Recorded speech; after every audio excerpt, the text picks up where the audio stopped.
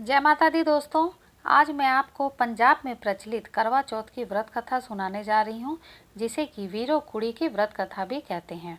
आज मैं आपको इसे हिंदी में सुनाऊंगी ताकि आपको आराम से समझ आ जाए। 7 भाइयों की एक बहन होती है वीरो कुड़ी, जो कि उनकी बहुत ही लाडली बहन होती है। जब उसकी शादी के बाद करवा चौथ का व्रत आता है तो वह कहती है कि इस व्रत को वो भी करेगी।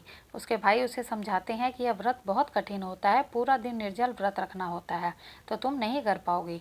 लेकिन वह कहती है अपने भाइयों से कि अगर भाभियाँ रख सकती हैं तो मैं भी रख सकती हूँ। मैं अपने पति की लंबी आयु और सलामती के लिए इस व्रत को जरूर रखूँगी। यह कहकर वह व्रत प्रारंभ कर देती है। पूरा दिन निर्जल व्रत रहती है। जैसे जैसे शाम होती है उसके भाइयों को चिंता होने लगती है कि उसने कुछ खाया नहीं है, कहीं उसे उसकी तबीयत ना खराब हो जाए, उसे कुछ हो ना जाए। तो वह शाम को कहते हैं चलो वीरो कुड़ी, व्रत खोल लो और खाना खा लो, शाम हो गई है। तो वो कहती है कि नहीं भैया, अभी भाभीियों का व्रत नहीं खुला है तो मैं कैसे खोल लूँ। जब चांद उगेगा उसे अर्घ देकर ही मैं व्रत को खोलूँगी भाभीियों के साथ। उसके भाई सोचते हैं कि अब क्या करें। तो उनमें से एक भाई को एक बात सूझती है। वो जाकर जंगल में थोड़ी सी आग जलाते हैं और सामने सफ़ेद चादर तान कर उसके पीछे थाली दिखाकर दूर से उसे कहते हैं कि चांद उग गया है, चलो वीरो कुड़ी तुम अर्घ देकर पूजा कर लो। और जब वह छत से देखती है तो वो बिल्कुल चांद जैसा ही नज़र आ रहा होता है। और वीरो कुड़ी बहुत ही सीधी और सरल लड़की होती है और वह अर्घ दे देती है। जब वह अर्घ देने जाती है तो अपने भाभीियों से कहती है कि चलो भाभी पूजा कर लेते हैं। तो भाभियाँ कहती हैं कि चलो तुम पूजा कर लो, हमारा चांद अभी नहीं निकला है, हम थोड़ा रुक के पूजा करेंगे।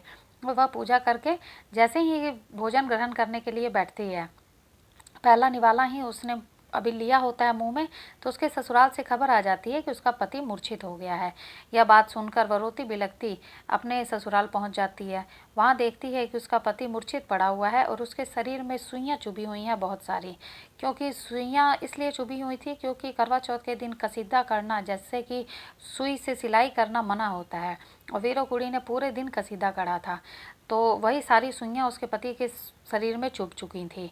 तो वह करवा माता से विनती करती है कि मेरे पति को ठीक कर दो और उनकी सेवा में लग जाती है और अपनी भूल चूक मानती है, सेवा में लग जाती है। पूरा साल वो बैठकर अपने पति की सेवा करती रहती है और एक एक करके सारी सुइयां निकालती रहती है। ऐसा करते करते अगला साल का करवा चौथ आ जाता है और अभी थोड़ी सी सुई बची होती है उसके पति के शरीर में। तभी नीचे करवे वाली करवा बेचने आ जाती है कि करवे ले लो, करवे करवे ले लो करवे। इस बात को सुनकर वीरो कुड़ी नीचे करवे लेने चली जाती है।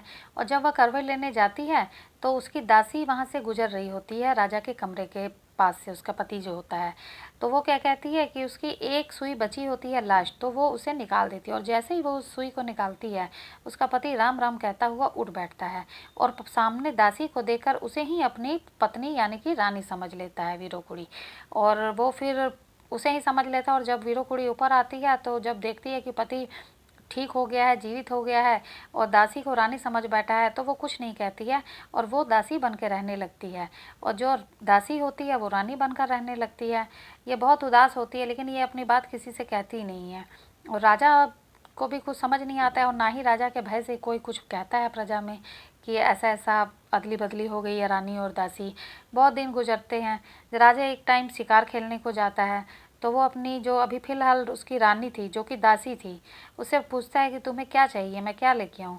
तो वो बहुत सारा सामान बता देती है कि मेरे लिए ये लेके आना, ये लेके आना, अपने काम की चीज़ें। और राजा आते जाते जब कभी दासी को पहले भी देखता था तो वो देखता था कि वो अपने आप में खोई रहती है और गुड़ियों से बातें करती रहती है। तो वो उससे भी पूछ लेता है कि तुम्हें क्या चाहिए, मैं तुम्हारे लिए क्या लेके आऊँ। वो कहती है कि तुम मेरे लिए ये गुड़ियों का जो पटगुटरियाँ कहते हैं पंजाबी में, ये ले आना, तो मैं इन्हीं से अपना दुख सुख बोलती हूँ। तो राजा कहता है ठीक है। राजा उसे देख के उसे मन में लगता था कुछ, लेकिन उसे कुछ याद नहीं था तो वो कुछ समझ नहीं पाता है, तो वो ला के उसे दे देता है। गांव के सभी लोग रानी और दासी की इस कहानी को जानते थे, लेकिन वो कुछ कहते नहीं थे राजा से कि वो मानेगा नहीं। तो एक बार वो कहते हैं कि हमें रानी के लिए कुछ कहना चाहिए या कुछ करना चाहिए। तो वो एक यज्ञ का आयोजन करवाते हैं जिसमें कि राजा की सभा लगती है और वहाँ पे एक मलमल का कपड़ा होता है, उसे बिछवाते हैं, जो कि पुराने टाइम पे बिछाया जाता था और रानियों को तो उस पर चलने की आदत होती है। तो वो क्या कहते हैं कि राजा भी बैठा होता है तो दासी को कहते हैं, जो अभी रानी थी, जो असली में दासी थी और अभी रानी थी, उसे कहते हैं कि आप चल के वहाँ तक जाओ, मतलब जाना होता है, रास्ता होता है। और जब वो जाती है तो दासी तो फिर दासी की तरह चलेगी, वो ऐसे चल के जाती है कि वो सारा कपड़ा लपटा लुपटी के चली जाती है। और उसके बाद वो पट का कपड़ा उसे कहते हैं, वो बहुत ही मुलायम और सिल्क टाइप का होता है, रेशम वाला। तो उसके बाद जो अभी दासी होती है लेकिन वो असलियत में रानी होती है, वो चल के जाती है तो वो हिलता भी नहीं है।